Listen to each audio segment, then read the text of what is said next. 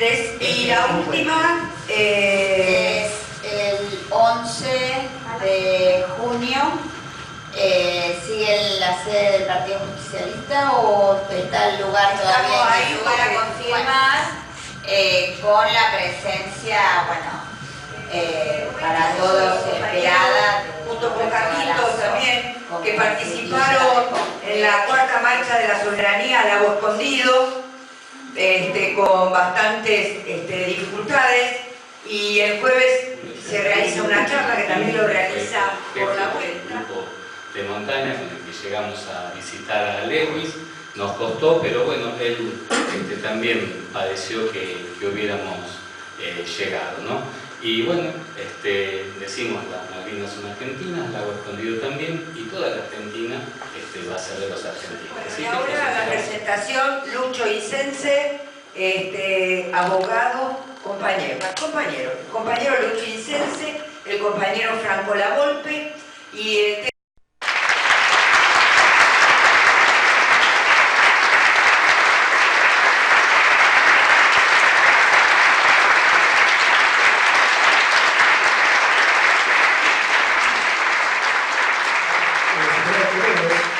tanto en el comercio exterior como en la balanza comercial interna.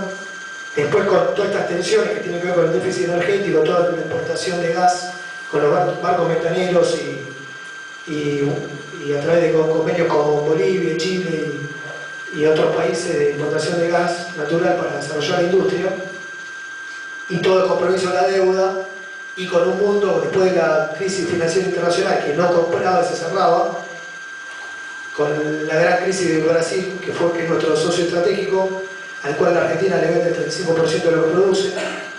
Eso generó estas tensiones de déficit de la balanza comercial que terminó el gobierno de Cristina a llegar a un 5,9% de déficit, que fue uno de los grandes problemas que tuvimos, ¿no? Que no pudimos sortear.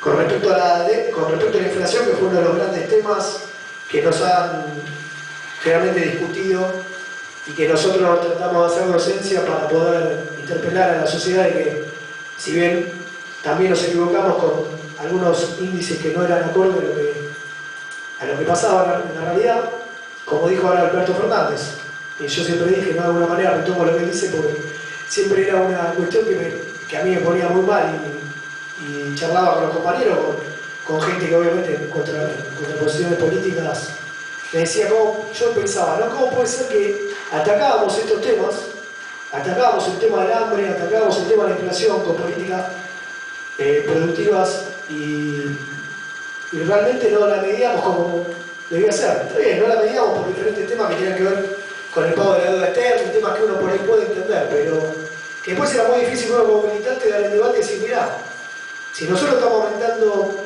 la paritaria al 30%, de alguna manera estamos legitimando que hay un problema de inflación. Y bueno, en ese sentido está muy bueno hablar de números, porque el pre-gobierno de Néstor tuvo una promedio de 8% de inflación. Entonces, cuando te dicen que el gobierno de los 12 años hubo una inflación del 30%, está bueno saber de números, porque los primeros 4 años tuvimos una inflación del 8%, creciendo al 8% anual, con superado y primero. Eso es lo que generó todo el impulso del desarrollo del mercado interno, obviamente. Lo que hizo que después Cristina pueda recuperar los fondos previsionales, repatriar el 51% de la asociación de IPF, el correo, primero Néstor con el correo con aguas argentinas como recurso natural no renovable, y lo que fue muy importante el tema de aerolíneas, ¿no? Que también generó soberanía política para interconectar a todo el país, interconectar a la población con el resto del mundo. Entonces, bueno, todas esas medidas se pudieron hacer con todo ese crecimiento que hubo todos esos años, y con ese superávit gemelo que después, con estas tensiones macroeconómicas, con el mercado financiero internacional, porque en realidad los grandes problemas que tuvo el gobierno de Cristina, en realidad el segundo mandato, tiene que ver con esta retracción del mercado financiero internacional, la retracción económica de los países centrales, que llevó a que los países emergentes de alguna manera queden supeditados a esta situación vulnerable de los centrales, que son los europeos y Estados Unidos y Japón y China. Y de alguna manera uno de los grandes problemas que tuvimos de índole político. Todas las fuerzas vivas que tuvimos en contraposición de nuestra política acá en la Argentina, ¿sí? Tuvimos un gran poder fáctico que no nos dejó desarrollar todas estas ideas que para ellos populistas, bueno, para nosotros populares. Así que bueno, esos fueron los grandes factores, además de la falta de dólares y además del problema de la falta de autoabastecimiento energético, ¿no? Por otro lado, podemos citar un poco también el tema de la deuda externa, que un poco hablaba hace un rato, pero con respecto a que nosotros generamos una expansión monetaria con respecto al déficit de la deuda. Y por eso el nuevo gobierno pudo endeudarse como se endeudó. Y ahí vamos a hablar para hacer una analogía con los dos procesos políticos, ¿no? Este gobierno tomó una deuda de 200 millones de dólares que el gobierno kirchnerista no sumó un dólar a eso que contrajo, pero reestructuró con los dos canjes, 2005-2010, y terminó de esta dependencia económica y política con respecto al fondo y al Club de París. Y hoy en día estamos endeudados en 350.000 millones de dólares. Es decir, que este gobierno tomó 150.000 millones de dólares, que es lo máximo de la historia argentina. En toda la historia argentina tomamos 200.000 millones de dólares, que es lo que terminó con la crisis del 2001. Bueno, ahora estamos en 350.000 millones de dólares. El problema es mucho más grave, porque la deuda que nosotros dejamos era un dólar a 9,80 y hoy el dólar está a 45. Y por esto de la banda cambiaria es muy lógico, dentro de muy poco el dólar se expanda y mínimo va a estar en 50 y a final del mandato a 60. Por el tema de la banda, no va a quedar otra, y eso que está interviniendo en el mercado financiero y eso que se están comiendo todas las reservas y todo porque lo que dio el fondo era para un proceso de 4 años y iba a terminar cobrando el próximo gobierno en el 2021. Bueno, el próximo gobierno en el 2020 solo le va a quedar cobrar 6.000 millones de dólares. O sea que va a estar totalmente condicionado y va a tener que pagar 57.000 millones de dólares en 4 años. Pero, ya le digo, no con un dólar a 9,80 como dejamos nosotros, un dólar a 45 a precio de hoy de plaza, que se va a ir seguramente a 60. Y nosotros no generamos dólares, tenemos déficit en la balanza comercial, generamos pesos. ¿Cómo vamos a pagar con esa cantidad de dólares con esta devaluación? Bueno, es algo impensado, por eso hay que ir a una reestructuración de la deuda para poder volver a generar recursos del mercado interno, para poder volver a crecer, para poder volver a generar mayor recaudación fiscal y negociar desde otro lugar con el fondo. Eso es lo que va a tener que volver a plantear el nuevo gobierno, ¿no? Que espero que seamos nosotros, pero no va a quedar otro. Así que bueno, ese es el tema central, ¿no?, de la crisis de deuda. Este gobierno que decía que era muy fácil,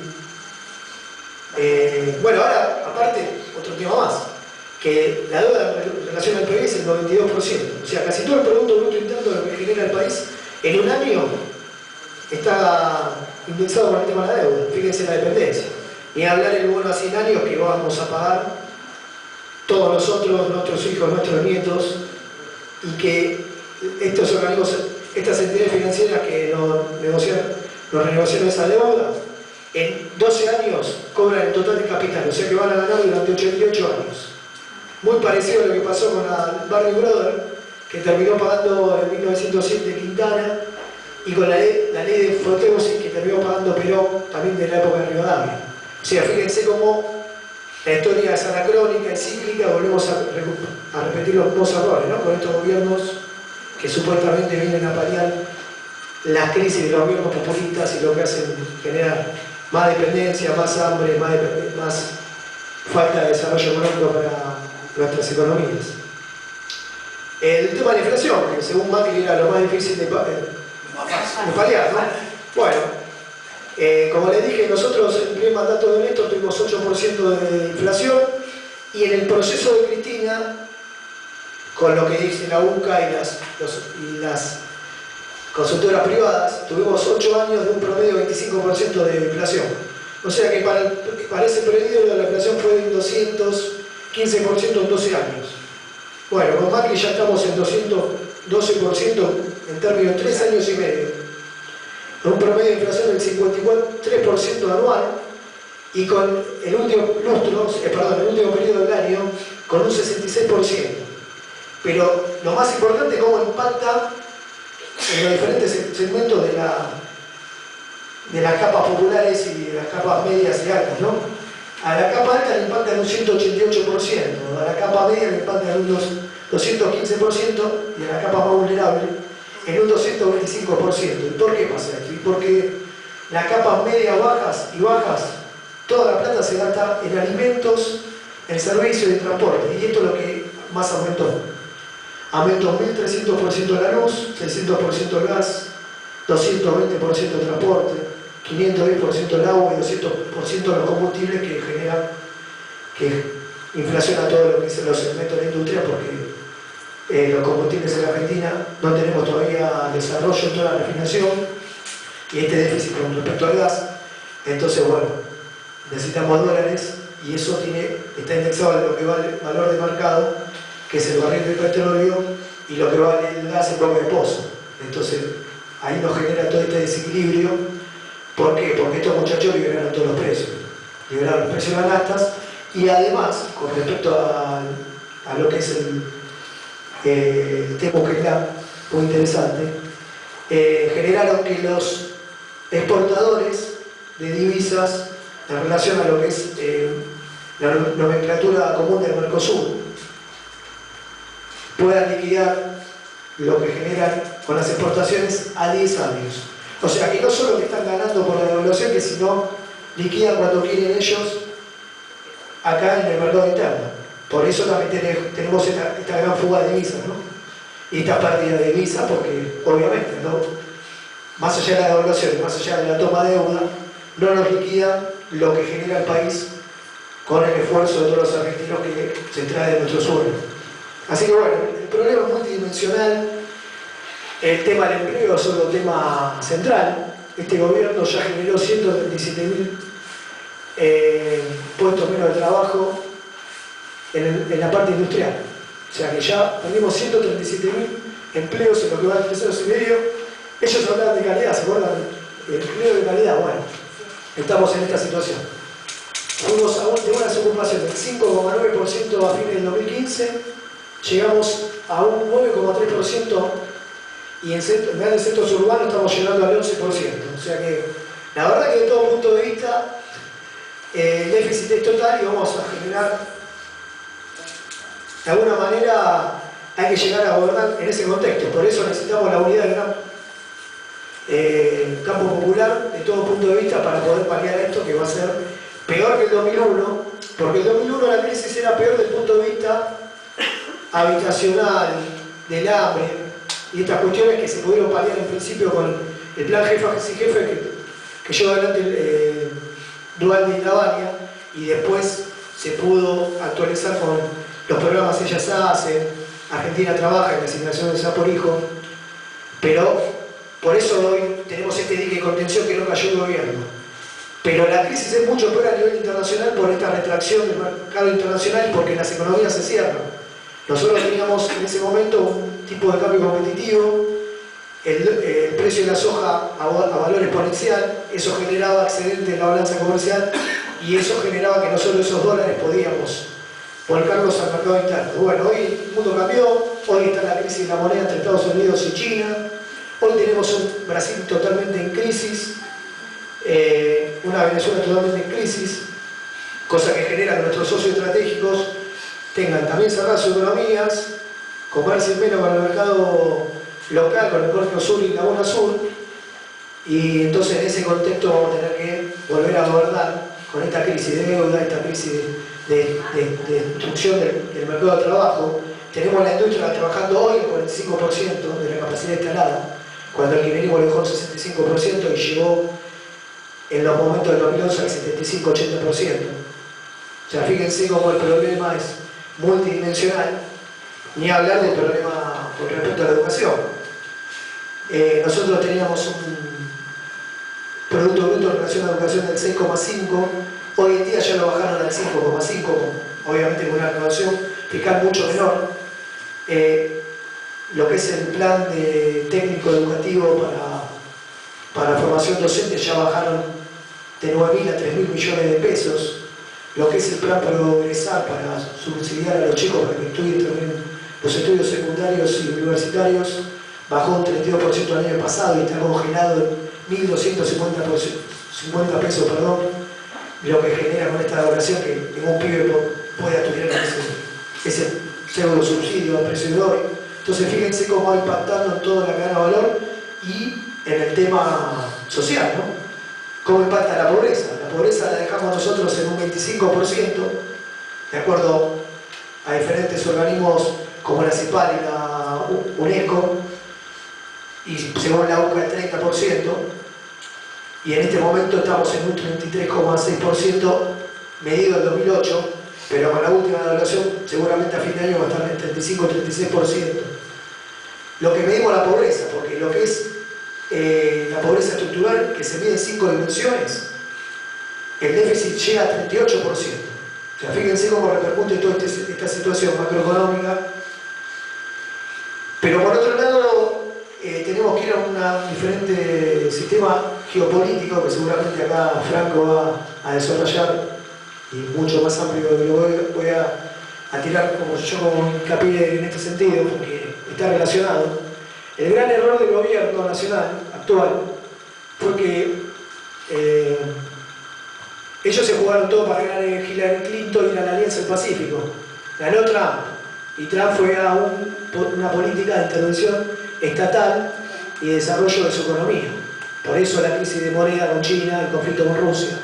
Eso impactó en todos los mercados emergentes como el nuestro. Como esta gente liberó todo el mercado de cambio, no liquida las divisas cuando quieren los grandes exportadores, generó que no tengamos ningún tipo de control. Cualquier resfrío del mundo, cualquier colapso del mercado internacional repercute directamente en la Argentina, cosa que no pasaba con el anterior gobierno, porque teníamos todas esas medidas anticíclicas paliativas para poder sortear esos embates de la crisis financiera internacional, que fue la peor desde la caída de la bolsa. Por eso poner todas las fuerzas productivas y ANSES para generar recursos y mayor recaudación, entonces generó un círculo virtuoso en la economía que terminó generando un gran desarrollo en lo que es la recaudación fiscal y generando mayor ingresos en lo que es el Fondo de Garantía Sustentable de ANSES, ¿no? Bueno, ahora ellos están metiendo mano en ANSES, nos endeudaron a 100 años con una deuda del 90% a hoy, con una deuda que vamos a tener que pagar al Fondo Monetario, que antes le pagamos 10.000, ahora nosotros le vamos a tener que pagar 57.000, con un dólar a 45 generando pesos. O sea que bueno, el problema es muy grande, por eso esta acto generoso Cristina no solo tiene que ver con una cuestión electoral, de que tenemos que ganar en primera vuelta, sino tenemos que gobernar en contra de todos los grupos de poder y factores de presión en un contexto internacional totalmente adverso. Con respecto a la inflación de este gobierno neoliberal, podemos ir hablando que ya, digamos, de alguna manera estamos en lo mismo que en 12 años de mandato kirchnerista. Y eso genera, como antes decía, a través de los números, lo que evidencia el déficit con respecto a la pobreza, el trabajo y poder pagar las tarifas, poder pagar los alimentos, ¿no? Que es tremendo para la población. Así que bueno, de alguna manera vamos a tener que salir con todos los movimientos sociales, con todos los sindicatos atrás, con una concertación social entre las pymes, la Unión Industrial y los sindicatos, para poder congelar de alguna manera los precios y poder reactivar el consumo interno y poder hacer algún aumento de sueldo, tanto a los trabajadores como a las asignaciones familiares, como a lo que son los jubilados, para poder volver a recomponer el salario y el círculo virtuoso de la economía, para poder volver a tener recaudación fiscal y para poder volver a negociar con otra autonomía, con el Fondo Monetario Internacional, que implica que la deuda con ellos es el 35%, no antes era el 10%. O sea, por eso estamos tan condicionados con lo que va a venir. Y bueno, otro déficit grande es la balanza comercial, ¿no? Llegamos a un déficit actual del 9,3%, que es el máximo de los últimos 25 años, al igual que el tema de la inflación. Hasta que no tuvo la ley de convertibilidad, llegamos a 600%. Bueno, este gobierno fue el que llegó a a un nivel tan alto como en aquellos años que veníamos de la hiperinflación. Fíjense en todos los segmentos de la economía cómo está impactando esta situación de vulnerabilidad externa e interna.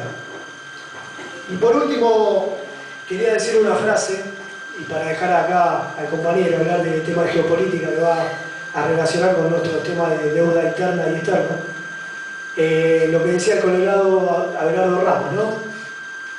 Él decía una frase muy interesante, que no fuimos un país porque no pudimos integrar una nación, y fuimos argentinos porque fracasamos en ser latinoamericanos. Ese es el gran fracaso y la clave de la revolución que vendrá. Con esto lo dejo, compañero. Muchas gracias.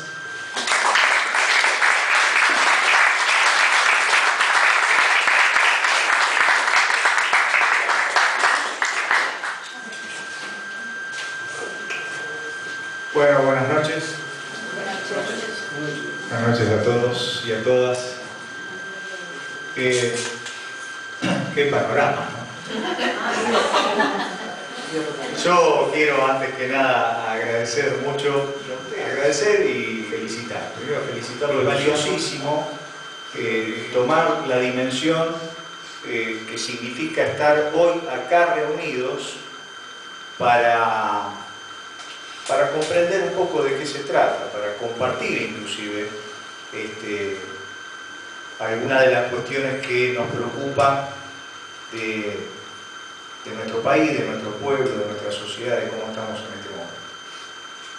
Así que yo celebro, digamos, y agradezco, digamos, estar en este momento formando parte de este tipo de reunión y de este tipo de actividad de formación. Así que gracias a Luciano, gracias a todos. En principio yo no sé si voy a hacer una gran contribución, ¿no? Yo cuando Luciano me dice, che, mirá, sería bueno que hables vos de...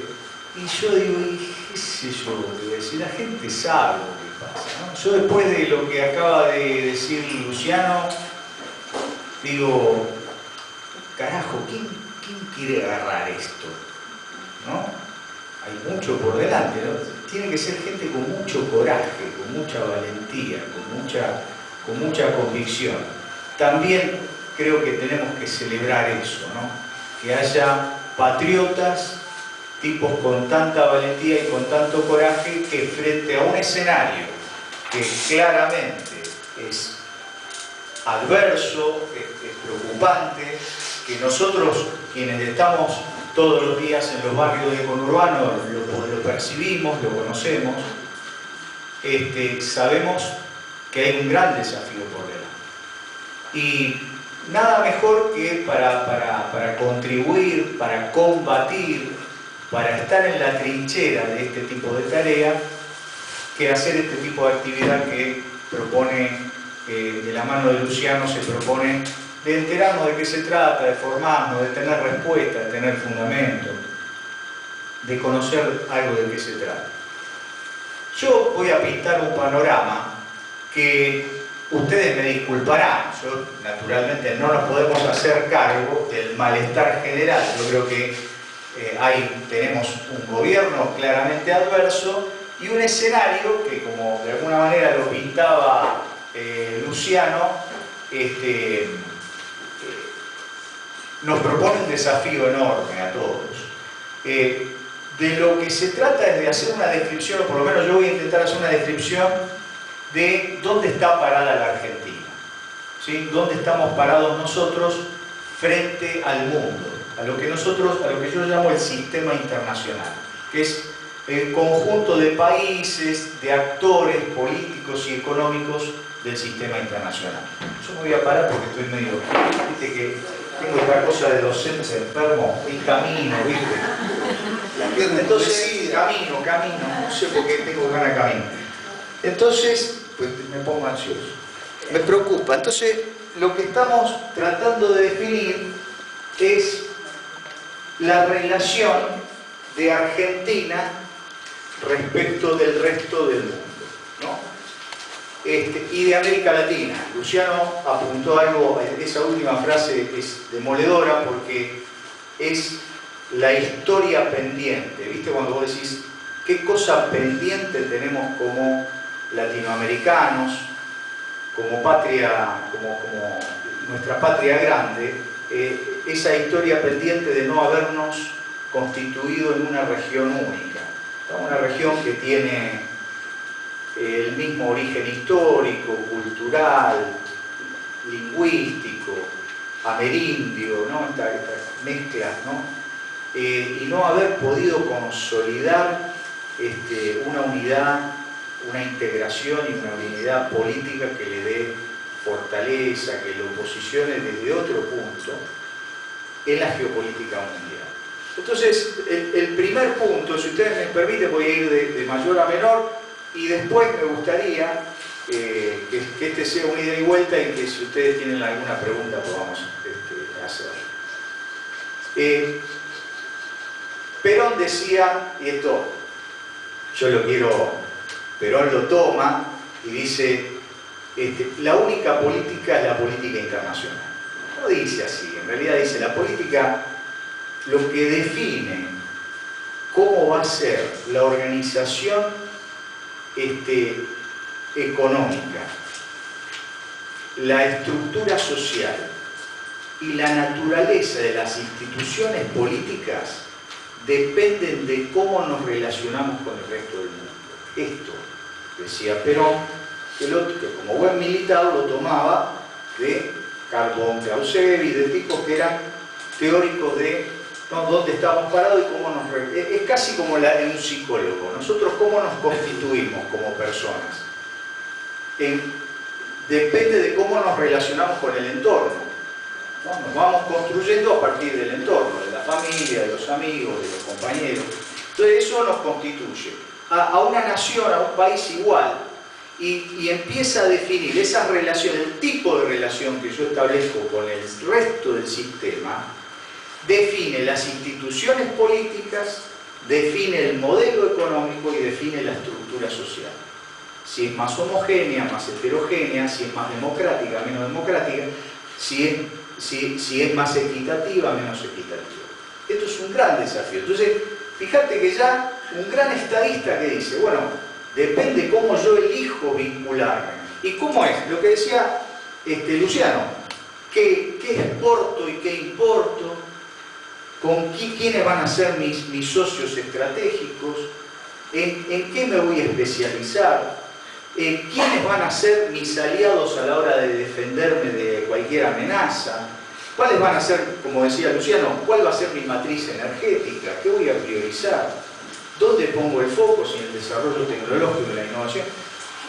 ¿Quiénes son mis socios afuera? ¿Quiénes son mis aliados? ¿Quiénes son mis socios? ¿Quiénes van a ser? Es decir, estas definiciones de estadista, de cómo yo me relaciono con el resto del mundo, definen mucho en qué nos convertimos. Voy a dar un ejemplo nada más. El modelo agroexportador. ¿Sí? Es decir, bueno, elegimos un modelo, relacionarnos con el resto, ¿no? Y no casualmente con una potencia hegemónica como era el Reino Unido. O si se me permite, hasta el actual modelo, pero vamos a ver las diferencias. El otro gran punto es decir, bueno, nosotros estamos en el mundo. Estamos en el mundo, siempre estuvimos en el mundo. Esa pelotudez de estamos fuera del mundo, no estamos conectados, no. Uno elige la forma en que se relaciona con el mundo. ¿Sí? Pregúntenle a Trump, más abierta, más cerrada, en algunos segmentos, en otros no, con un tipo de influencia, siempre estamos en el mundo. Después elegimos cómo. Acá se puntualizaron 2 o 3 etapas muy ricas, muy interesantes para entender cómo funciona esto. Es decir, una etapa donde claramente algo que se estudió muy poco, después no quiero superponer temas, que es la crisis del 2008, la crisis internacional del 2008, una crisis fenomenal, una crisis terrible, fue una crisis que arrastró, todavía arrastra cientos de miles de empleos en todo el mundo. Nadie lo estudió suficientemente y no se trata mucho en la Argentina.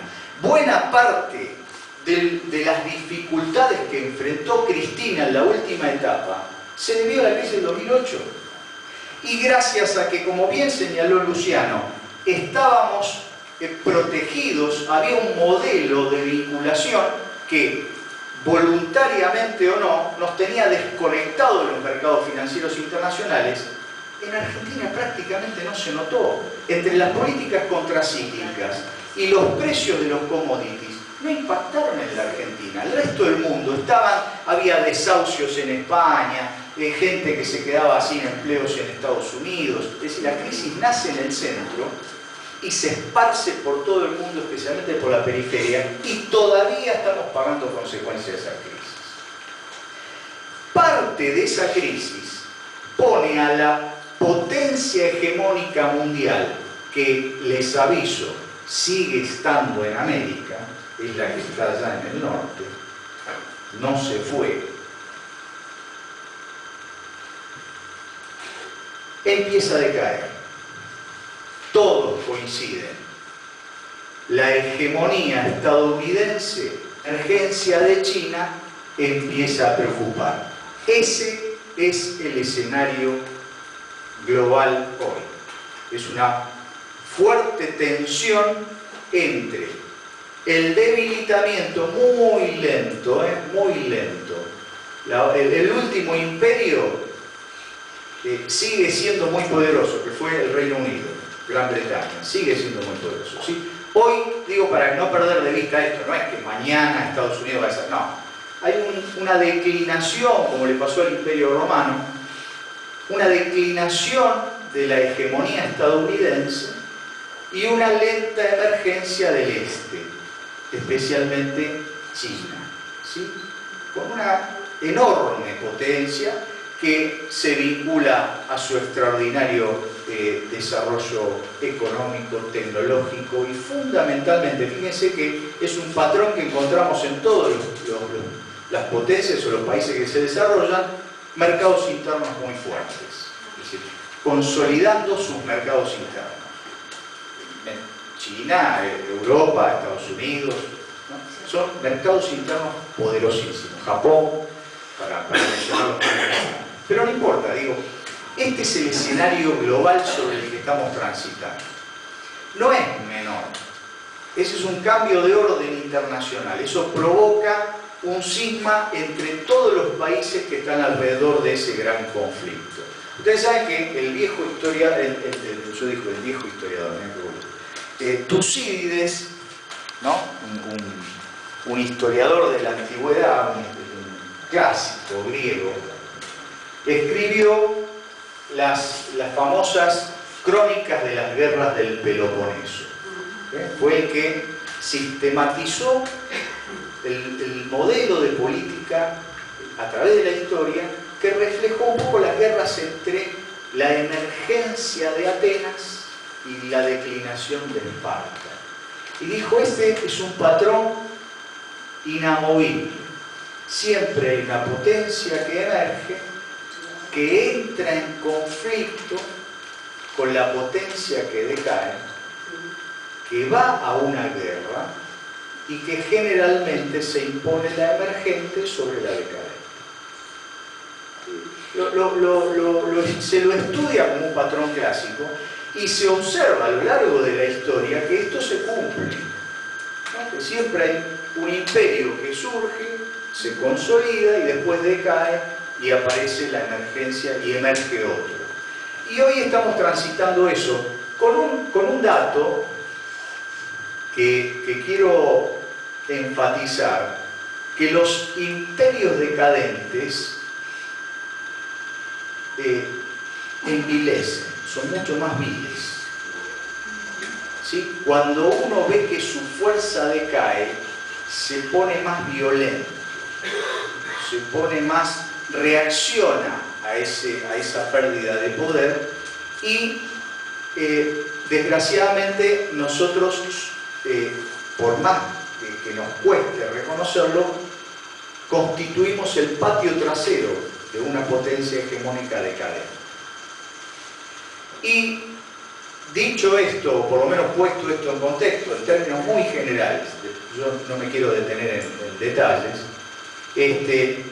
¿cómo juega América Latina y la Argentina en este punto? Y es mi frase, es un territorio en disputa. América Latina es un territorio en disputa. Es un territorio sobre el cual los poderosos intereses estadounidenses, algunos en retirada y otros no podemos subestimar eso. Y la emergencia de otros poderes, el chino, naturalmente el que no se fue nunca, ¿no? Que tiene el ruso, y especialmente China que emerge, tienen puestas los ojos sobre intereses estratégicos en toda la región. Y la disputa, como pasó con la Guerra Fría, la disputa se traslada a la periferia entre las grandes potencias. Entonces, hoy hay nudos de conflicto en Colombia, Venezuela, Brasil, Argentina. Es decir, algunos que tienen menos conflicto, todo lo que es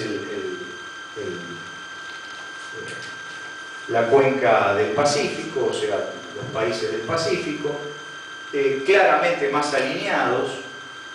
Y fíjense que no es casualidad que justamente Venezuela, Brasil y Argentina, los que protagonizaron en Mar del Plata el al carajo, hoy están siendo escarmentados por los intereses que se han puesto en juego en la región. Y son, especialmente Brasil, que es una superpotencia, pero Venezuela, que tiene las reservas de petróleo más importantes del planeta, digo, él que es un especialista, las reservas comprobadas más importantes del planeta, inclusive superiores a las de Arabia Saudita, no es el principal exportador.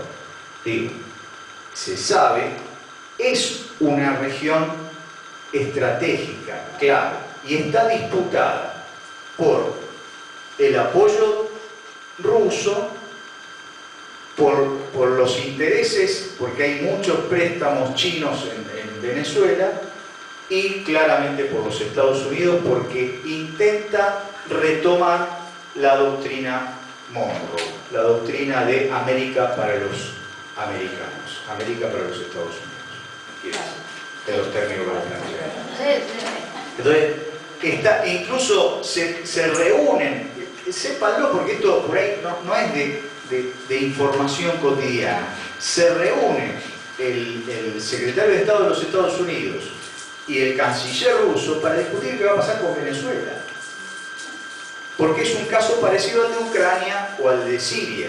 Es decir, es un territorio en disputa por las grandes superpotencias. La nueva potencia que nos va a someter, estamos obligados a decidir si vamos a acercarnos más a los Estados Unidos o a China o a ninguno de los dos, o vamos a jugar o vamos a formar parte de ese juego perverso donde el especialista, vaca muerta, el litio, los minerales, la explotación pesquera marítima, en todos esos espacios de enorme sensibilidad y de enorme interés nacional para nosotros, hay intereses chinos y estadounidenses. Pero intereses que ellos claramente están dispuestos a defender con lo que haga falta. Y lo han demostrado. ¿A través de qué? Del poder blando. Se deshicieron de Lula y de Dilma. Han condicionado enormemente a Maduro. Maduro, como proyecto político, está en franca retroceso. Es un enorme desafío para la región, para toda la región. Sistemáticamente hemos incorporado. Hoy Cristina está formando parte de una operación, como se ha descrito acá, de una operación que atraviesa toda la región, pero es de manual, es decir, golpes institucionales, persecuciones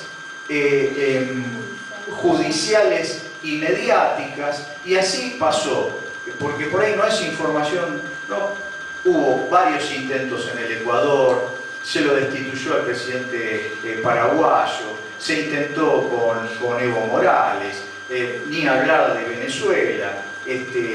Colombia está cooptada. La mayor parte, las bases militares más importantes de los Estados Unidos están en Colombia. Y Argentina, que forma parte de esta misma metodología, que es aplicación de poder blanco. Yo me acordaba que Comodoro Pi, qué destino el de Comodoro Pi, porque Comodoro Pi era la base de la Marina, era el edificio donde estaba el comando en jefe de la Marina, los más grandes que nos debemos acordar, digamos, que era el paradigma del golpismo cipayo en la Argentina. ¿Y hoy quién lo ocupa? El paradigma del golpismo cipayo en la Argentina. Es decir, parece un destino manifiesto del edificio de Comodoro Pi, que tienen que estar ahí los tipos. Yo, digamos, como primera medida política, dinamitaría. Y bueno, por ahí, qué sé yo, que se busque en otro lugar. Ahora, llegamos a los desafíos de América Latina y acá viene el modelo. Es decir, lo que está en juego es el modelo. Yo quiero retomar ese concepto que parece ya de la última lección, pero lo que está en juego es el modelo. Y es retomar esta idea que tenía Perón de decir, bueno, somos de la manera que nos relacionamos con el resto del mundo. Fíjense qué distinto que era un Mercosur consolidado, una UNASUR que crecía, que incorporaba socios, que nos fortalecía, que nos sentaba a negociar con Europa desde otro lugar, con Estados Unidos. Había, ahora sí, cuando decimos, ¿no? ¿Cuáles son las cosas que nos afectan? Las instituciones políticas, el modelo económico y la estructura social. ¿Qué es? La soberanía política, la independencia económica y la justicia social. Eso es lo que se plantea. Eso es lo que siempre planteó el peronismo. Y de eso depende cómo nos relacionamos con el resto del mundo. La batería de medidas, que como bien señalaba Luciano, tenemos que empezar a tomar, es aquella batería de medidas que cambie la relación de fuerzas o la naturaleza del vínculo que tengo con mis socios. No esta apertura unilateral. Hoy los muchachos no hicieron cosas equivocadas. Por ahí, como bien señalaba Luciano, no, digamos, mi primera crítica a este gobierno tenía que ver con la ausencia de lectura adecuada del sistema internacional. Una falta de mirada del sistema. Cualquiera que mirara cómo quedó el escenario, por eso bien recordaba Luciano, cuando él manifestaba, digo él por el presidente, manifestaba que tenía que ganar Hillary Clinton y ganaba Donald Trump. Bueno, muchachos, eso dentro de la potencia hegemónica era un conjunto de intereses que le ganó a un conjunto de intereses diferentes, porque ellos también tienen sus quilombos. ¿Sí? ¿Por qué lo putean tanto a Trump? Los poderes transnacionales lo putean a Trump. Porque para los poderes transnacionales Trump es peronista. Pero es un peronista que está en los Estados Unidos. No está acá. Entonces nosotros que tenemos que tener un peronista que esté acá. Y diga, no, mire, claro. No, pero yo sé que suena grotesco esto cuando suena dicho, pero el tipo ha generado, es decir, es un representante de los intereses de los Estados Unidos dentro de los Estados Unidos, mientras que Hillary y algunos otros son los representantes de los intereses de los Estados Unidos fuera de los Estados Unidos también.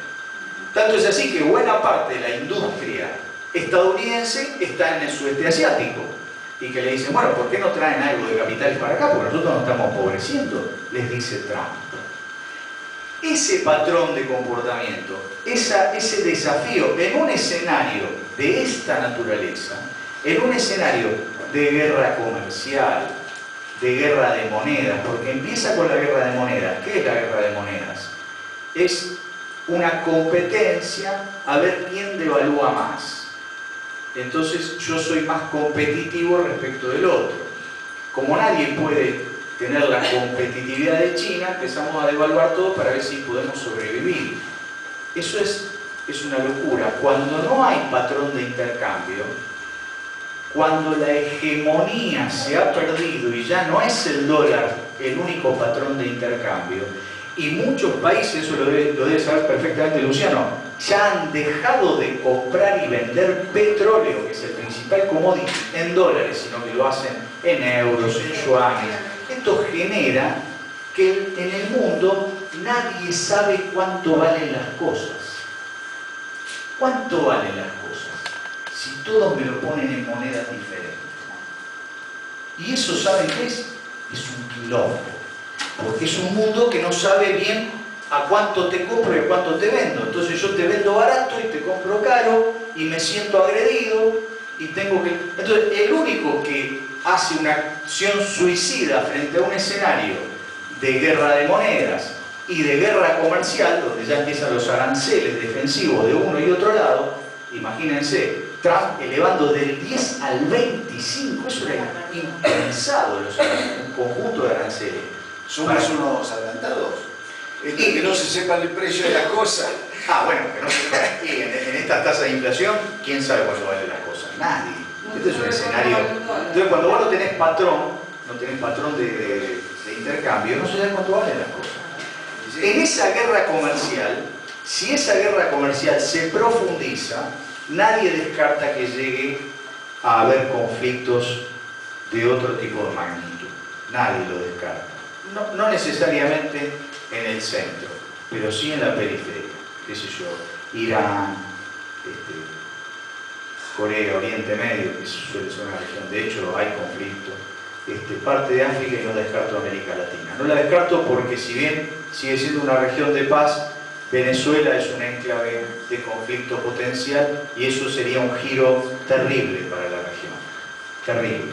Entonces, frente a este escenario, lo que hay que hacer es tomar medidas, tomar un modelo de inserción internacional sustitutivo, como señalaba Luciano, de darse estrategias de sobre qué segmento desarrollarse, sobre qué segmento especializarse, en qué actividades, cómo incorporo la ciencia y la tecnología y la innovación. Esa es una decisión política estratégica. ¿Cómo me relaciono con el resto del mundo? Eso me va a definir. Y hay algo muy importante detrás de esto. Es poco importante y están íntimamente relacionadas. La estructura social, es decir, si va a ser piramidal, ¿no? Si va a ser el modelo chileno. El modelo chileno es un modelo muy vertical, ¿no? Pocos ricos y muchos pobres. Es decir, no podemos tenerlo como modelo. Sí, claro, ¿cómo no va a ser prolijo?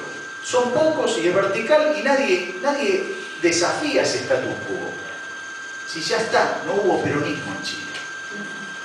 Permítaseme decir esto. Entonces nosotros decimos, hoy tenemos un enorme desafío, que es ver cómo esa estructura social, ese modelo económico, qué áreas se eligen, qué áreas se impulsan y se desarrollan, cómo nos vinculamos con el resto del mundo y fundamentalmente la naturaleza de las instituciones políticas.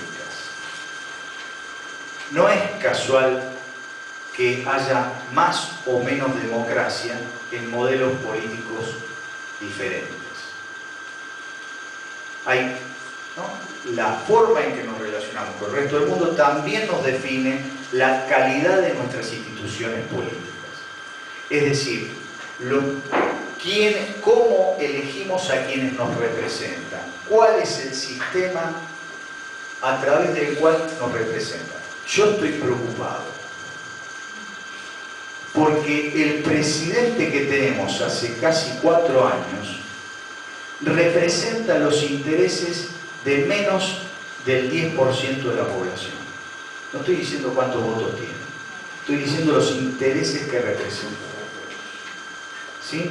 Entonces, hay algo en las instituciones políticas que no ha funcionado del todo bien para que el que hoy es nuestro presidente sea el representante de los intereses de menos del 10% de la población argentina.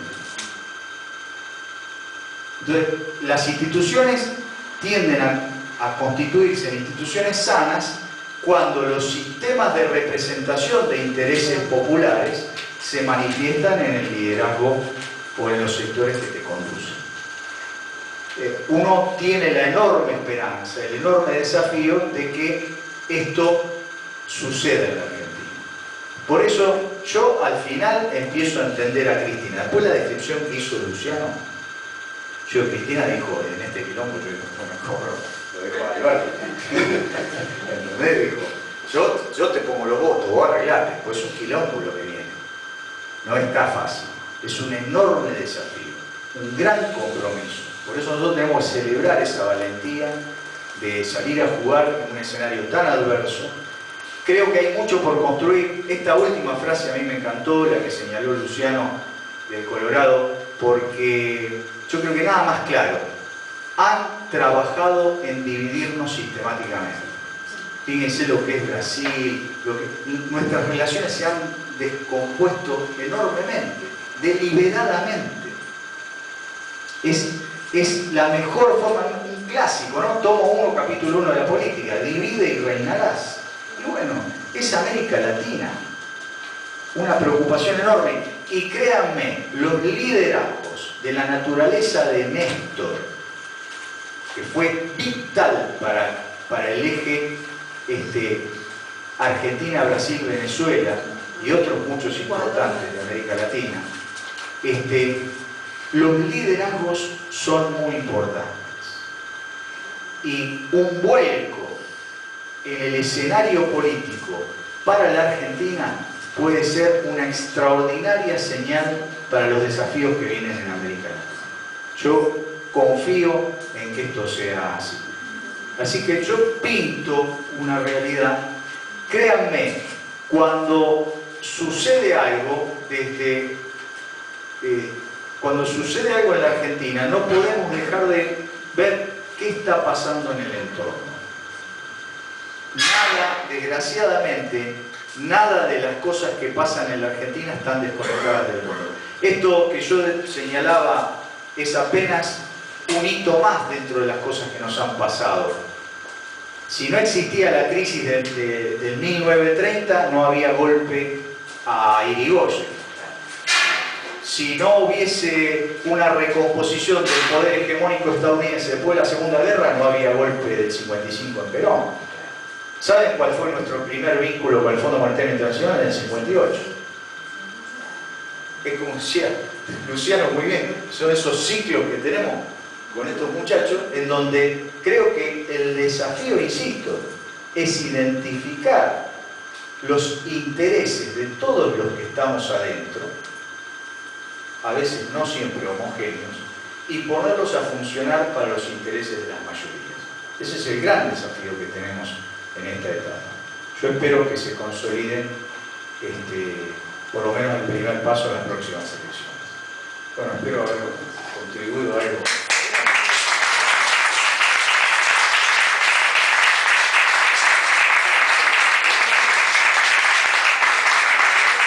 Si quieren hacer preguntas, quédense. Bueno, a respirar profundo y a militar por esa valentía, ¿no? Sí, eso. Bueno, preguntas y respuestas. Mónica. Bueno, muy esclarecedor ambas exposiciones, ¿no? Vean por ahí las propuestas para bueno, que tengamos un acceso un poco más integral a la política internacional, porque la verdad que creo que se nos escatima puedo sospechar por qué, pero ¿cuál sería la posibilidad no sé, de curiosear, de informarse? Sí, mirá, suele suceder esto. En realidad no es frecuente que haya primero acceso y después buenas fuentes. Las fuentes siempre son, en la mayoría de los casos, en la gran mayoría de los casos, son usinas de ideas, lo que en inglés se llaman think tanks. Son, ¿no?, los tipos que trabajan para determinados grupos de interés. Me refiero al sistema internacional y a quienes tienen para financiar esas usinas de ideas. De manera que tiene el doble conflicto: primero acceder y después tratar de tamizar la información. Y este es un desafío. Yo sugiero ir a diferentes fuentes. Claramente, yo creo que deliberadamente se cierran los circuitos informativos. Mira, de eso hay para hacer seminarios. Se cierran circuitos informativos deliberadamente. Vos te asombraría saber cómo las políticas, por ejemplo, de intento de reforma del sistema previsional, de reforma laboral y de reforma educativa, son de manual en muchos países europeos y en la mayoría de los países de América Latina, pero son idénticos los puntos de discusión. Claro, y si vos ves por qué están en las calles todos los días, hay movilizaciones y manifestaciones y conflictos que no trascienden, pero que están en los demás países del mundo permanentemente y que no son de fácil acceso. Y en realidad tenemos enormes coincidencias con esos conflictos y con esos intereses. Por eso, vos fíjate que la integración de los pueblos también debe darse en términos de sectores populares, porque es allí donde uno encuentra una enorme compatibilidad de intereses con trabajadores brasileños, paraguayos, chilenos, que sabés que tenemos los mismos problemas y que enfrentamos los mismos desafíos. A ver, qué sé yo, desde los chalecos amarillos en Francia, pasando por la cantidad de movilizaciones y de conflictos que hay en Colombia y que no trascienden. A vos te trascienden los que vienen de Venezuela, qué sé yo, los que aparecen en los lugares que a la prensa o a esas usinas de pensamiento les interesa difundir. Efectivamente, es muy complejo. De fácil acceso, el diario Le Monde, que sale una vez por mes, es un diario muy interesante para tener otra visión del mundo globalizado. Es muy importante. Y claro, también. Bueno, son diarios que uno puede acceder y salen una vez por mes, y la verdad que son muy interesantes para tener otra visión, porque obviamente el acceso a la información es muy acotado y eso sigue dirigiéndose por estas grandes usinas de pensamiento, como Franco decía, los think tanks. De alguna manera nosotros estamos presos de la CNN. No es casual que Telesur haya dejado estar dentro de lo que son la mayor parte de los cables operadores, porque tiene una mirada pro latinoamericanista, una mirada a favor de la patria grande y que defiende los intereses de Venezuela. Entonces, hoy en día lo único que nos viene por todas estas usinas informáticas, traen los medios audiovisuales, es lo que compacta la CNN, que tiene los intereses obviamente en Estados Unidos y todos los grandes grupos de poder transnacionales. Entonces, bueno, un poco hay que tratar de estar un poco abierto a esta nueva tecnología, estar indagando, investigando, porque si no es muy fuerte. A uno mismo le pasa que mira lo que pasa en Venezuela y dice, mira lo que están haciendo. Después te das cuenta que era todo una fake news, como lo que pasó con respecto a la frontera, que iban a entrar los alimentos y lo prendieron fuego los mismos manifestantes pro Guaidó. Entonces, eso hay que tener más herramientas para poder también uno estar con otros anticuerpos, ¿no? Digamos. Así que bueno. Hola, ¿qué tal? Bienvenido, Franco. Mira, mi pregunta apuntaba a esto. Se dice que el 60% de los dólares emitidos en Estados Unidos están fuera de Estados Unidos. Bueno, primera pregunta, ¿por qué sucede esto? Y la segunda cuestión es, digamos, una parte de los economistas, por ejemplo, Zayat dice que están en plena circulación. Bueno, un poco para explicar todo lo que significa esto. Gracias. Sí, mira, yo no conozco exactamente el monto, sé que claramente vos te convertís en imperio, cuando el Reino Unido era un imperio, o cuando Roma fue un imperio, la moneda de circulación era la moneda del imperio. Cuando Estados Unidos, para ser una potencia imperial, tenés que tener básicamente hegemonía política y hegemonía económica. Y la hegemonía económica viene por el lado de la moneda. Vos fíjate, la gran conquista de la Unión Europea fue el euro. Porque si no, era islotes de países que tenían todas monedas diferentes y poder intercambiar entre ellos, comerciar y bienes y servicios era un obstáculo. Y eso se solucionó con la moneda, por eso se consolida Europa como otra potencia alternativa. Los Estados Unidos claramente sí lo circulan, pero además gozaron de casi 50 años de emitir monedas sin inflación, que es lo que sí puede gozar un imperio y no podemos gozar nosotros. Es decir, si vos emitís monedas sin inflación porque es el patrón de intercambio mundial, ¿por qué entra en crisis Estados Unidos? Igual que la crisis del 30. La crisis del 30, ¿sabes por qué vino? Porque cayó el patrón oro. Cuando el patrón oro dejó de ser el patrón de intercambio, se viene la crisis del 30. Cuando el patrón dólar entra en crisis, ya lo hace en los 70, que tuvo nefastas consecuencias para nuestros países. Sin la crisis del petróleo de los 70 no había golpe de Estado en la Argentina. Vos fíjate cómo todo está íntimamente relacionado. Y hablando ahora un poco, el famoso llamado la unidad de Perón viene a través de... Efectivamente, viene detrás de eso. En el 74, en el 75, lo que Perón llama es un proceso, un pacto necesario para salir de esa crisis, para enfrentar esa crisis. Entonces, un agregado cortito. ¿Cómo se le explica a una Rosa, a la señora Rosa, digo, que guarda sus $5.000 bajo el colchón y que eso perjudica, digamos, a nuestra economía? Bueno, eso es muy difícil. Yo creo que peores son los que se lo llevan. Pobre doña Rosa. Pobre Rosa que debe haber costado $300. No, está bien, yo sé a qué apuntar. Claro, es un proceso cultural. Yo te digo, mirá, ese es un gran desafío para nosotros, porque nosotros las vivimos todas, mirá, yo creo realmente nosotros somos ejemplo de lo más, de lo mejor y de lo peor. En términos de moneda, vos fíjate, la crisis del 2001, cuando una sociedad se desintegra, habíamos hablado de desintegración, ¿no? La desintegración de las instituciones políticas, que se vayan todos. De la sociedad, porque estaba diezmada, llena de desocupados, pobres, miserables, la miseria estaba en la calle. ¿Sí? Y de la economía, porque se había fracturado el sistema. ¿Sabes qué había pasado? La desintegración nacional llegó a la moneda.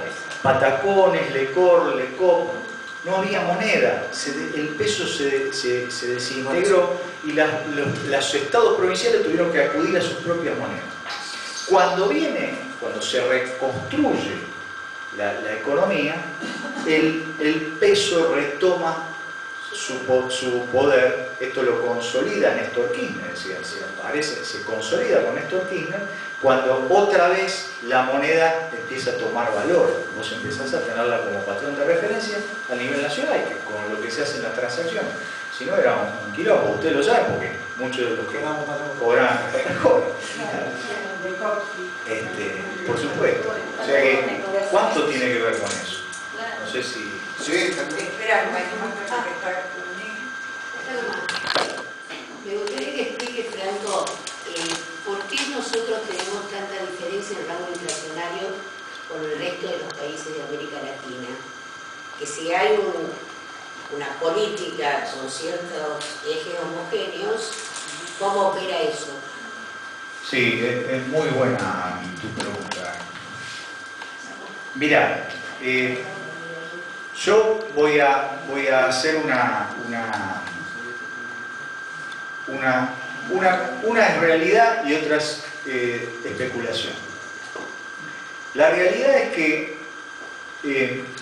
la única forma de modificar las relaciones de fuerzas en un país, fundamentalmente económicas, es a través de la moneda.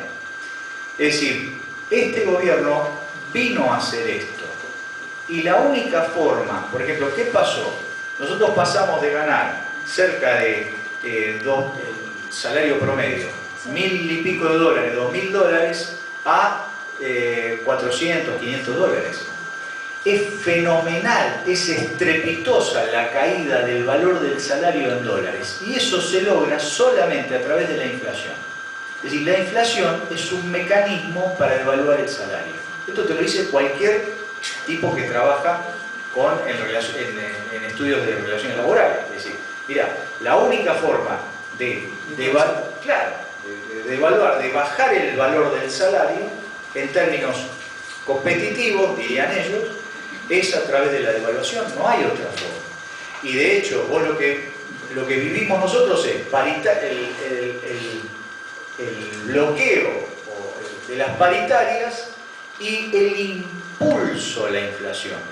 Porque el escenario es nefasto. Mirá, década Alfonsín, hiperinflación, pero con baja tasa de desempleo. Después vamos a discutir por qué. Mucho empleo público, baja tasa de desempleo. Los 90, hiperdesempleo con inflación cero. Es decir, vos tenés los dos modelos clásicos, ¿sí? Hiperinflación con bajo desempleo. Ahora, tener las dos cosas es nefasto. Es decir, vos tenés inflación impulsada ¿por qué? Por la dolarización de las tarifas.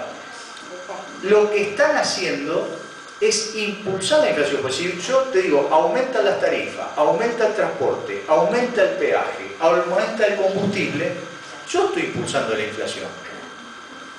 No es inflación de demanda, como te dicen los libros de economía. Yo estoy impulsando la inflación. Entonces, la tasa de inflación, y que esencialmente tenía ese objetivo. Ahora, claro, si vos, ¿y qué te van a decir? No, es un problema del déficit fiscal.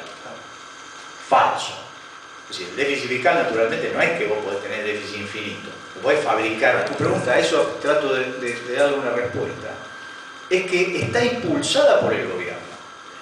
Y entonces lo que ha habido es un dramático cambio en los precios relativos. Cayeron el valor de los salarios respecto del valor del resto de los commodities que están dolarizados. Hasta el asado está dolarizado, negra. Entonces, ¿por qué? Porque el asado se exporta. Entonces vos decís, bueno, ¿cómo lo compro yo? Y lo estoy pagando en dólares. Preguntale a los uruguayos, que no tienen buenos cortes de carne. Tenés ejemplos para abundan. Entonces, el efecto devastador del etéreo sobre el salario es consecuencia de la inflación. Es una metodología para bajar salario. Otra cosa es que después no la puedan controlar, pero que ha sido una metodología para devaluar salario sin ninguna duda. Y para disciplinar, porque esto lo saben perfectamente los sindicalistas. Es decir, el mejor método de disciplinamiento es la caída del salario y el desempleo. Pero las dos cosas, es decir, inflación y desempleo, realmente es un cóctel explosivo. O sea, vos sabés que nosotros hemos vivido esto no resiste mucho tiempo. Es decir, en esto planteado así. Si quería agregar un poco lo que decía Franco con respecto al salario, en términos de dólares. A partir del 2009 la Argentina estaba número 1 en toda la región, el salario mínimo vital móvil. Hasta el 2017 duró en el primer puesto. Hoy en día, a través de la última gran evaluación, estamos número 8 en Latinoamérica.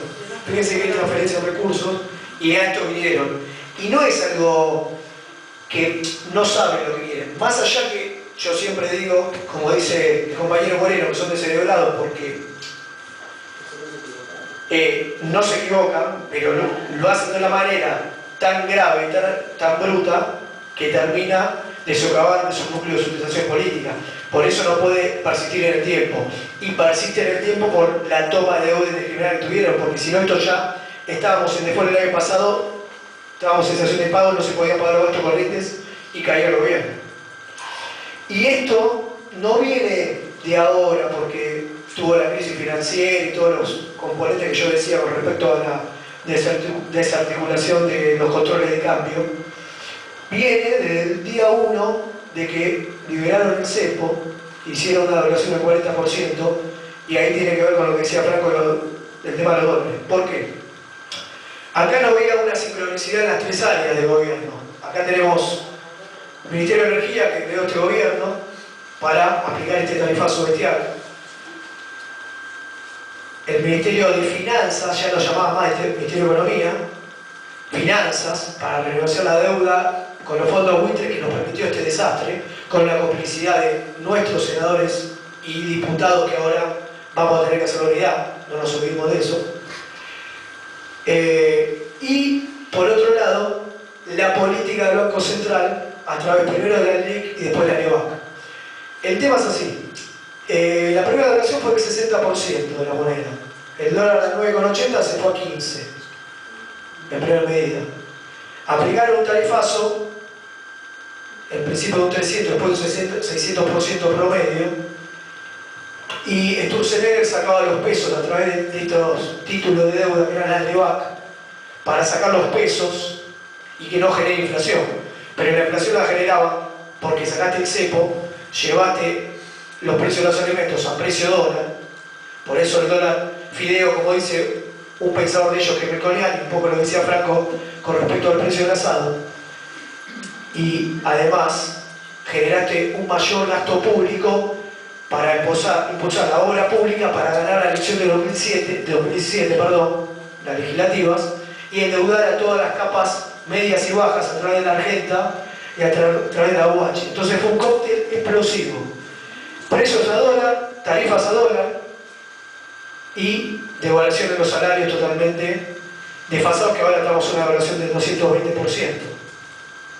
Esa es la matriz económica y macroeconómica que llevó a este estadio, que se sostiene por los presos políticos a través de las herramientas judiciales, se sostiene a través de los medios hegemónicos, que son los que más ganaron, porque Clarín es el que más ganó con el 4G, con la vuelta al fútbol para todos, ¿sí?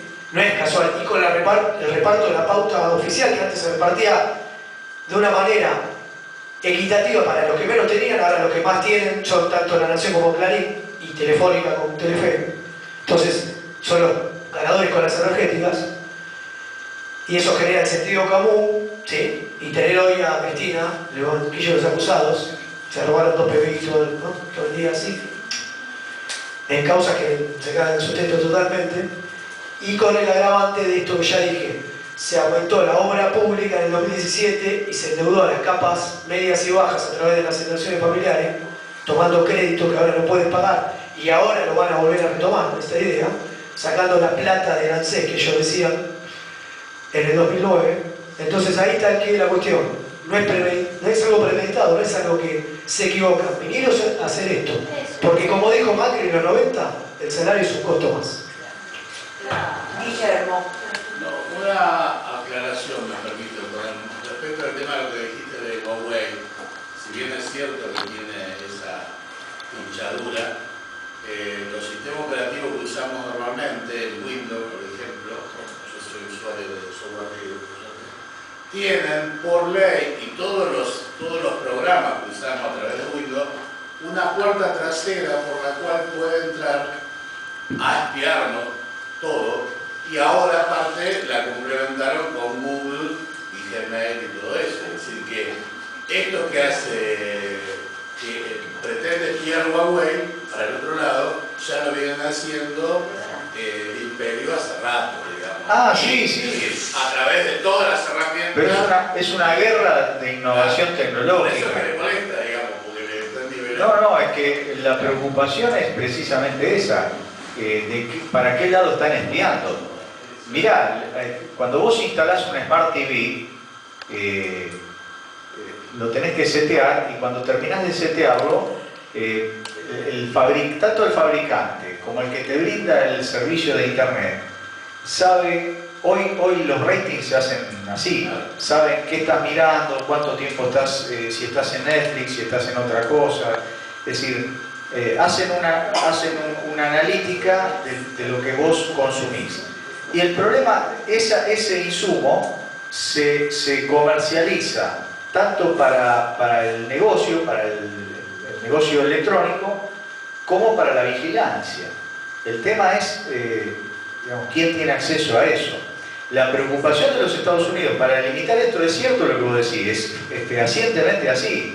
Tanto Google, Facebook, Twitter, son redes que producen enorme cantidad de información sobre los perfiles de los usuarios. Y sobre eso pueden o no hacer determinado tipo de vigilancia. La preocupación del caso Huawei es porque Huawei lo hace para el lado de los chinos, de un enemigo estratégico para, en este caso, los Estados Unidos. Incluso ahí hay intereses cruzados. Muchas de las corporaciones tecnológicas no están de acuerdo con esa persecución a Huawei porque son proveedoras de Huawei.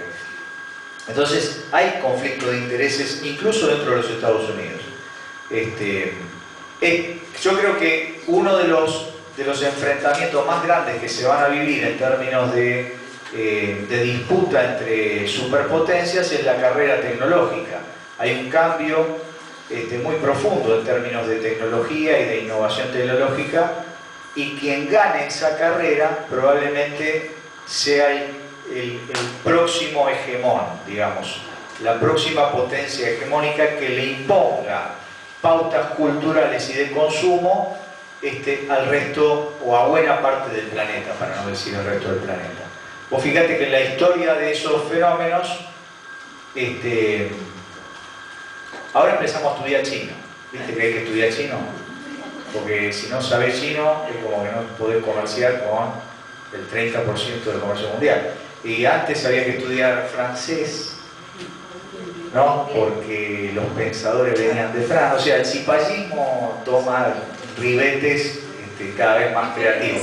Después, si no sabes inglés, claro. Es decir, siempre estamos detrás de... Les quería hacer una pregunta. La cultura. Y vayan, les pido perdón por mi ingenuidad. Teniendo en cuenta que en Finlandia, el primer día que el pueblo se enteró que el primer ministro tenía un paraíso fiscal, una cuenta en un paraíso fiscal, salió todo el pueblo y lo sacaron.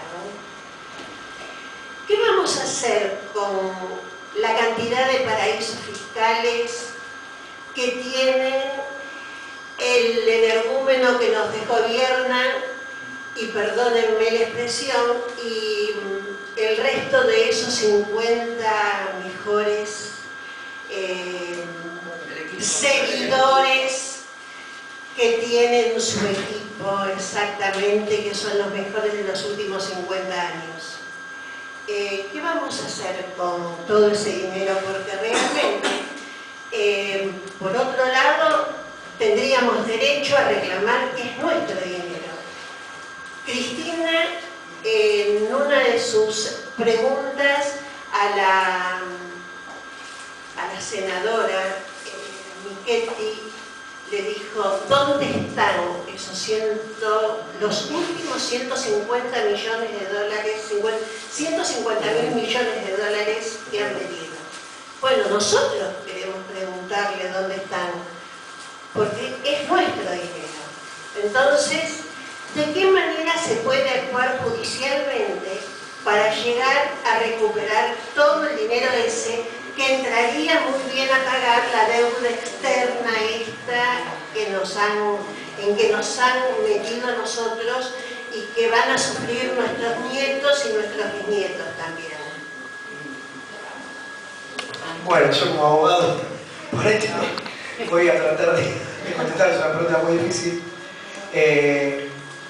La realidad es que, modificando el gran problema de la Argentina, que es la justicia, en primera medida, una reforma judicial Una reforma constitucional que necesitamos devolver a los principios de la reforma 49 ayornados a nuestro tiempo, que son hoy, a día de hoy es una reforma vanguardista.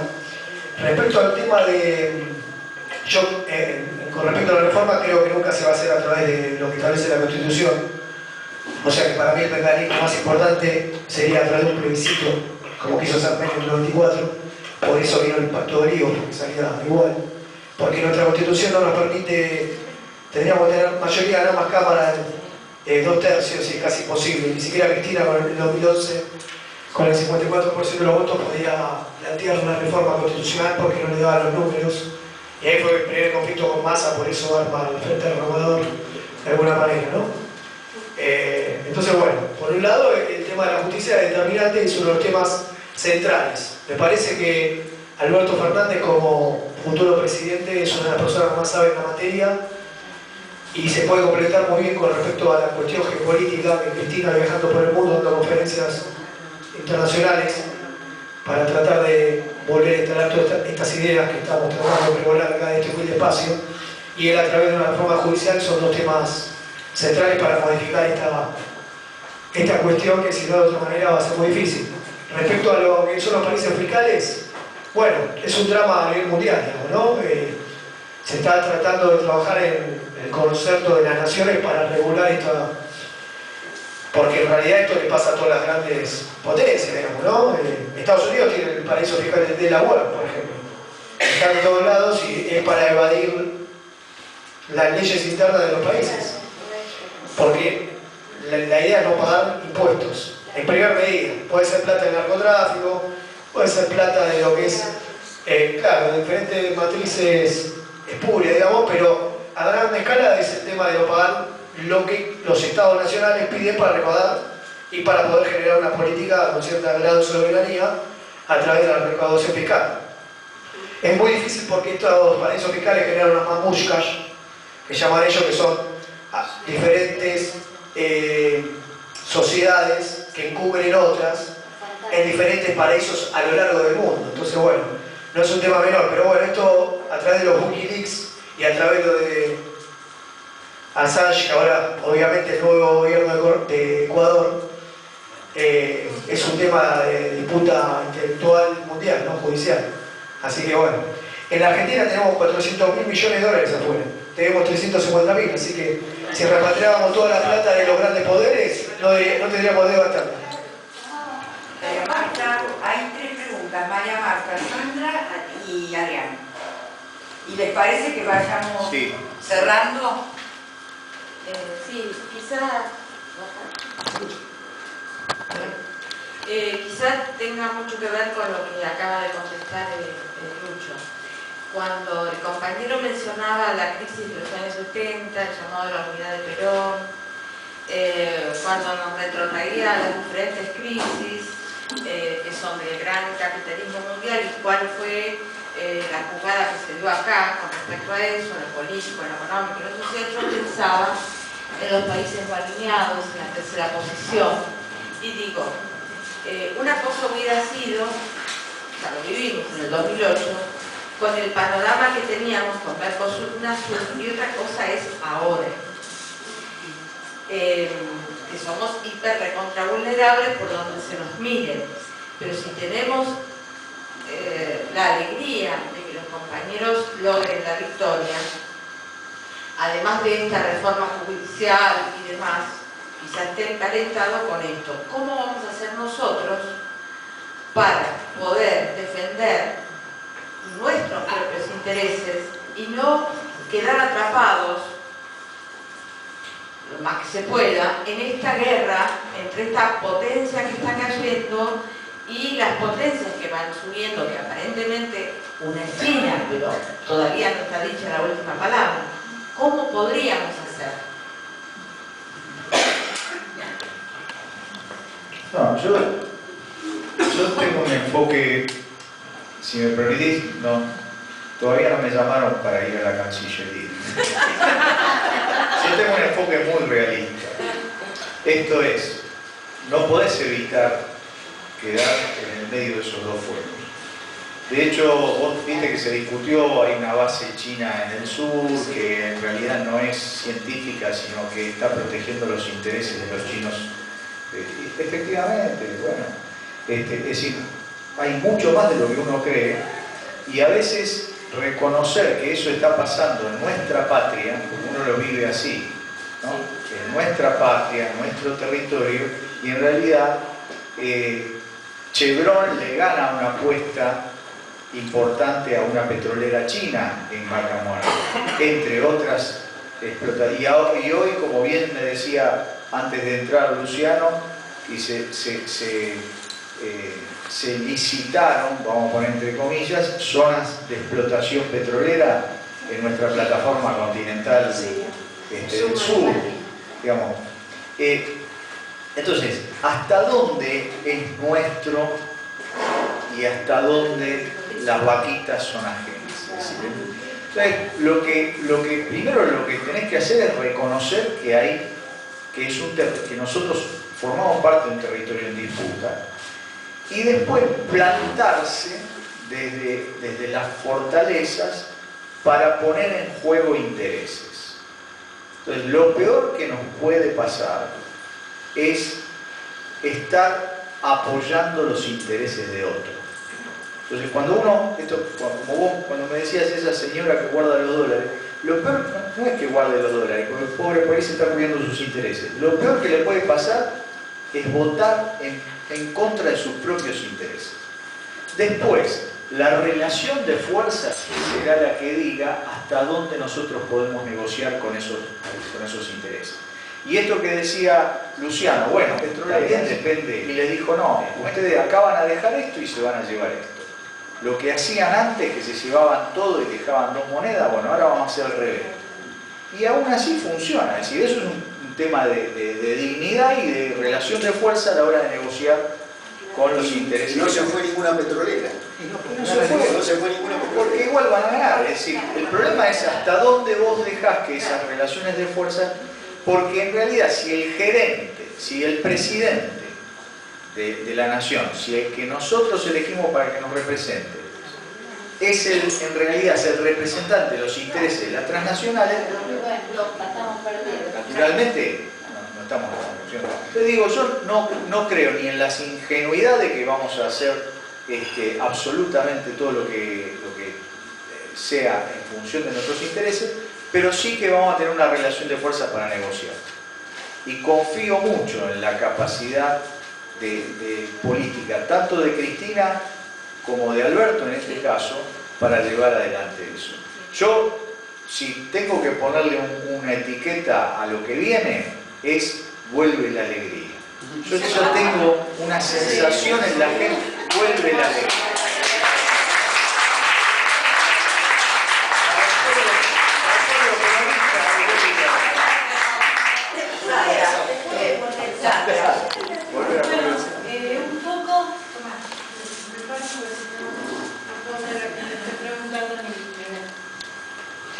Un poco,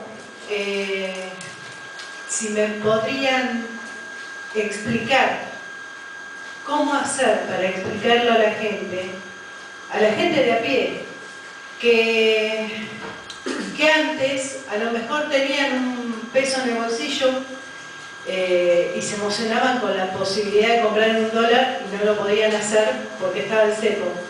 Y ahora tampoco lo pueden hacer porque no llegan a fin de mes. ¿Cómo poderle explicar esa situación tan simple? Esto de la guerra de monedas. Yo soy hija de uruguayo, mi papá era uruguayo, siempre estuve yendo a Uruguay, y la primera vez en la historia que se da de que el peso uruguayo esté más caro que el nuestro es ahora. ¿Cómo hago para explicar esto tan simple? Eso nada más. Bueno, yo voy a una explicación, a título personal, no tan analizando desde el punto de vista macroeconómico ni geopolítico, digamos, sino en 2014 la discusión yo la tenía con mis amigos y le decía, obviamente puteaba porque en clase media tenían excedentes, les alcanzaba el sueldo, podían comprar dólares, esa remanente que decía Carlitos en el ejemplo de Doña Rosa. Y yo le decía a los chicos, miren que en el 2015, cuando ganen estos tipos, no van a poder comprar dólares porque no le van a alcanzar los pesos para llegar a fin de mes. Entonces la ecuación es que el árbol no tape el bosque.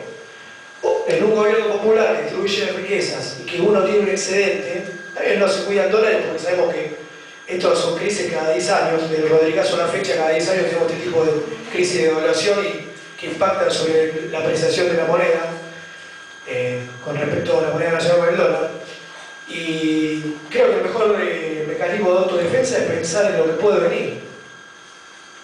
Entonces, obviamente que hay que cubrirse, y uno no es un economista para decir y no tiene tampoco tanta cantidad de plata para comprar propiedades, por ejemplo, que está en el precio de dólar.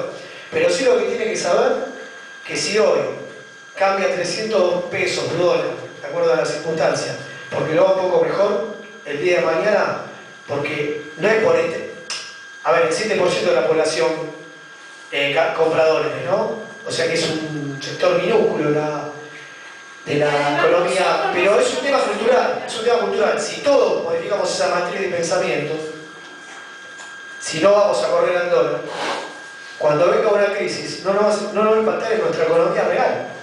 Entonces, el cambio tiene que ser cultural. Por eso Cristina en el 2013 o 2014 le dice a Aníbal Fernández en una conferencia, ¿ya cambiaste los dólares? No fue un tema, porque si es un tema de cambio cultural, que eso lo tenemos que hacer ejercicio todos nosotros como militantes políticos, para hacerle entender a la gente que lo que hoy puede ser bueno para vos, para tener un excedente y cubrirte de la inflación, el día de mañana puede ser tu propio verdugo, digamos, ¿no? Ariana. Bueno, yo quería preguntarles qué marco de legalidad tiene esta deuda que se contrajo de la noche a la mañana sin pasar por las cámaras del Congreso. Esa es mi inquietud. Eso es tuyo. Bueno. Yo sí que... Por de formación profesional, Si querés, bueno, un poco la primera charla que vino Ariel Recalde, hicimos hincapié un poco en eso. Y la respuesta no es sencilla porque hay dos doctrinas con respecto a esto, no dos bibliotecas. Tu pregunta es muy oportuna porque la Constitución Nacional, artículo 75, inciso 17, creo, establece que el arreglo de la deuda externa debe pasar por el Congreso. No es materia del Poder Ejecutivo, o sea que hay un conflicto, ¿sí? Un decreto de urgencia sería inconstitucional. Pero bueno, como nuestros legisladores son tan buenos, en el 2015 votaron el presupuesto, que es la ley que de alguna manera legitima el arreglo con el Fondo Monetario Internacional. En virtud de eso, bueno, es una materia opinable a nivel jurídico.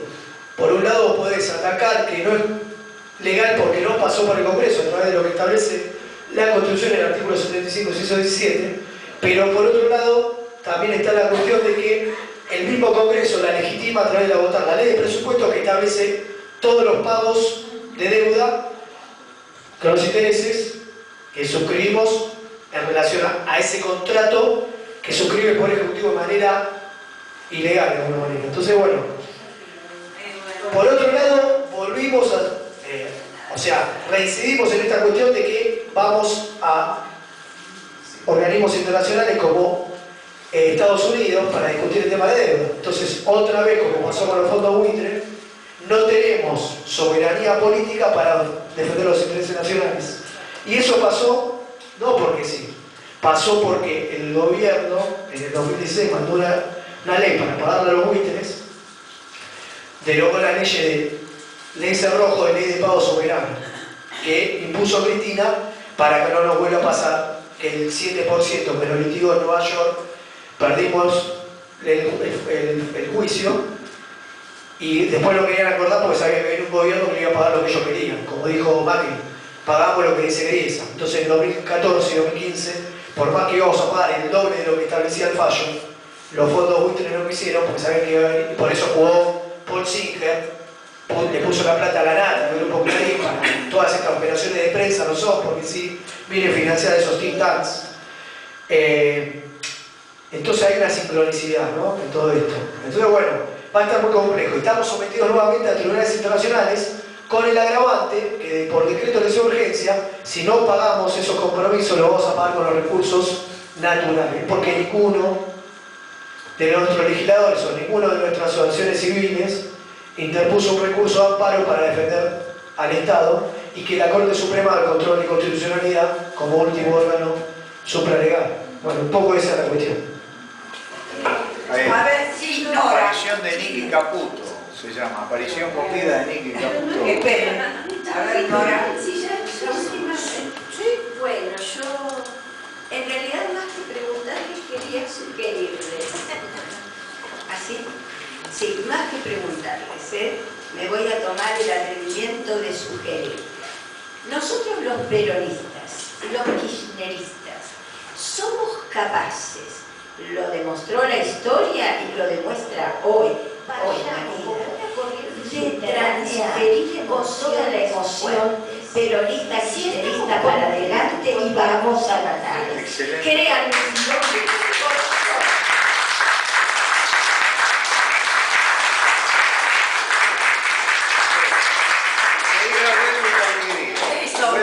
Yo iba a plantear que a este cartel vamos a ponerle por la vuelta de la alegría. Bueno, Franco, un gusto, un lujazo, Lucho también, un lujo.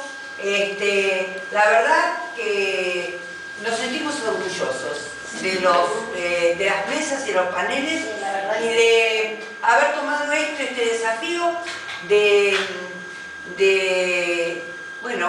considerar a la formación como una herramienta súper necesaria en este momento para la militancia. Porque en cada una de las charlas nos vamos con algo que nosotros podemos ir y plantearle en modo simple, sencillo, como hicieron ustedes hoy. Una cosa que yo, siendo profesora de historia, siempre me costó tanto entender la economía, sobre todo la macro, ¿no? O las cuestiones, no la política económica, pero sí las variables económicas. Y siempre nos vamos a ver. Así que bueno,